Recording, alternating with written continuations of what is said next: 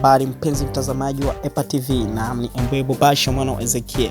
Na ikumbuke leo ni 27 Machi mwaka 2025, ikiwa ni siku nzuri ya Alhamisi. Na kuna taarifa ambazo nimekuletea muda huu kuhusiana na Dick Real.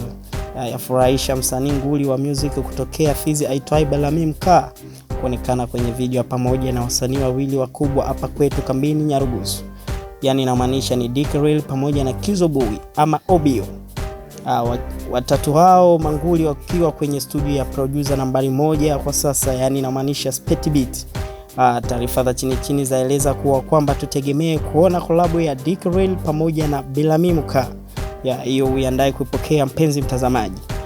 Ikumbukwe kwamba Dick Real ana EP ambayo ipo headline hapa nchini. Hivyo basi kupata mambo motomoto kama haya, usikae mbali na chaneli yako ya EPA TV.